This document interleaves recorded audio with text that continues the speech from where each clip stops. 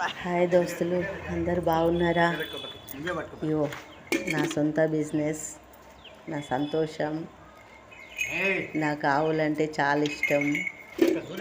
నా పాలంటే కూడా ప్రాణమే. ఈ ఆవును కొనుక్కుంటున్నా అనమాట నేను. అయితే అన్న పిండి చూపిస్తుంది నాకు.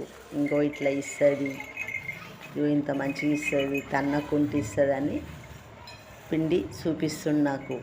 అయితే ఈ ఆవును నేను కొనుక్కుంటున్నా 40,000. చూడండి ఫ్రెండ్స్ ఎట్లుంది, బాగుందా? కొనుక్కోవాలా? కానీ ఇంత మంచి ఆవులు దొరకాలంటే కూడా మన అదృష్టం. ఎందుకంటే అసలు ఏం తన్నకుండా సతాయించకుండా ఉంటే మన అదృష్టం అది. అయినా ఈ గణేష్ చవితి దాకా ఈగలు వెండుతుండు. నేనైతే ఈగలు కొడుతున్నా, ఎందుకంటే ఇది ఈగ కాలం కదా. మస్తు ఈగలు అవి ఇట్లా సతాయిస్తూ ఉంటాయి ఆవులని. అసలు నిలబడనియ్యి. ఇక అన్నకి పెద్ద మనిషి జర చేత కాదు, పొంద కూర్చొని వెండుతుండు. మంచిగా ఉంది ఆవు, కాకపోతే 40,000 50,000 చెప్తుండు. ఇక లాస్ట్కి ఎంతకు తీసుకోవాలో అడిగి తీసుకోవాలి. జర మంచిగా ఉంది, నీట్గా బాగుంది ఆవు కూడా. ఎప్పుడు నేను నల్ల ఆవును తీసుకునేది, ఈసారి అయితే ఎర్ర ఆవును తీసుకుంటున్నా. అంటే ఇక మనకి భగవంతుడు దానికి మనకి కలిసినట్టు సంతోషంగా ఉండేటట్టు ఉండాలి. ఇదే కానీ కష్టపెట్టకుండా అది సంతోషంగా ఉండాలి, మనం సంతోషంగా ఉండాలి. మన కిస్మత్కు అట్లా రావాలన్నమాట. ఆయన పాలు వెండి చూపిస్తుండు. అయితే పొద్దున విండలేడు, ఈరోజు సోమవారం కాబట్టికే అక్కడ ఆవును దేనికి పోయిండు. పొద్దున విండలేదు, ఇప్పుడు విండి చూపిస్తుండు నాకు. పాలైతే మంచిగానే ఉన్నాయి, మంచిగా విండి మంచి. దాని రొమ్ములు కూడా మెత్తగానే ఉన్నాయి. ఈ కోడి చూడు ఇట్లా సతాయిస్తుంది దాన్ని. కానీ కోళ్ళు ఉండాలి, ఆవులు ఉండే జాగా కంపల్సరీ కోళ్ళు ఉండాలి. ఎందుకంటే ఈ జెర్సీ ఆవులకి పిడుదలు ఎక్కువ వస్తాయి. తీపి శరీరం, పాలు తీయ ఉన్నాయనుకో, కోళ్ళు లేనప్పుడు ఏమవుతుంది అంటే నెలకో సూది, పిడుదల సూది ఇవ్వాల్సి వస్తుంది. ఈ కోళ్ళు ఉన్నందుకు దానికి సూది ఇవ్వకున్నా పర్వాలేదు. ఒక సూది ఇవ్వాలంటే 300-400 డాక్టర్ రావాలంటే 500 ఫీజు, 1000 రూపాయలు ఫీజు తీసుకుంటారు. ఆ కోడి వల్ల ఈ ఆవుకు ఇంత సేఫ్ అవుతుంది. ఏడ పురుగు పురుషు కనబడ్డా అది ఏరుకొని తింటుంది. సో అది పక్కకు పెడితే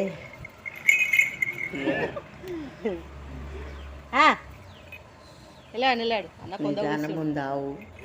ఈరోజు అయితే 1000 రూపాయలు అడ్వాన్స్ కట్టిన. రాతాలు ఇంకా 2 రాతాలు చూసుకోవాలి.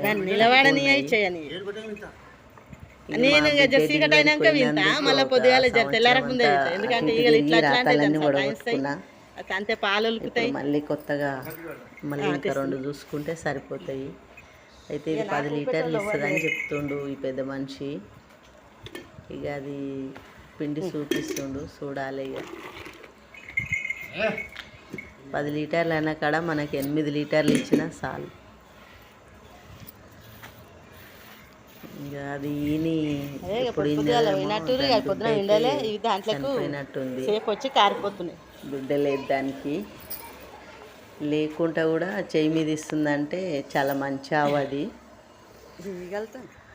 మన అదృష్టం. ఇట్లా ఊపుకుంటా పాలు వింటే బాగా సతాయిస్తున్నాయి ఈగలు. అన్న వెండుతుండు.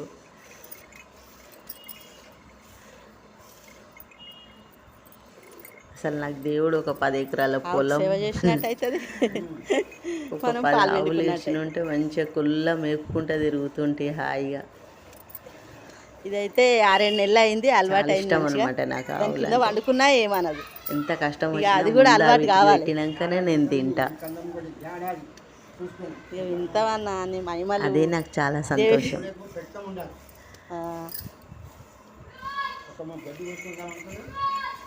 ఇంకా ఆడ మస్తు గడ్డి ఉందన్న ఈ అమ్మ వెంకటేశ్వర్ల గుళ్ళ గడ్డి ఉంది, ఏడ చూడు మస్తు గడ్డి ఉంది. కానీ అవి నిలబడి మంచిగా మెయ్యాలి. ఒక్కొక్కదాని మెయ్యి చైన్ వస్తుంది. రెండు ఒక తాన కట్టేసినామంటే నిమ్మలంగా మేసుకుంటూ కూర్చుంటాయి. ఒకటి ఉండేసరికి గుండె వాళ్ళకినట్టు అయ్యి నిలబడాయి. అది ఎట్లుందో, అది సతాయిస్తుందా మంచిగా ఉందో చెప్తాను. ఇదైతే మంచిగా ఇస్తుంది, నిదానంగా కూడా. ఇప్పుడు నా తాను నావైతే అది ప్రెగ్నెంట్ ఉందో లేదో తెలియదు. సూదైతే ఇప్పించిన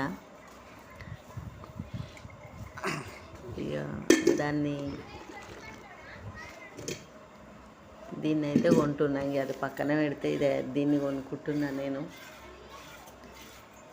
కానీ 40-50 వేలు అంటే చాలా ఎక్కువ అనిపిస్తుంది.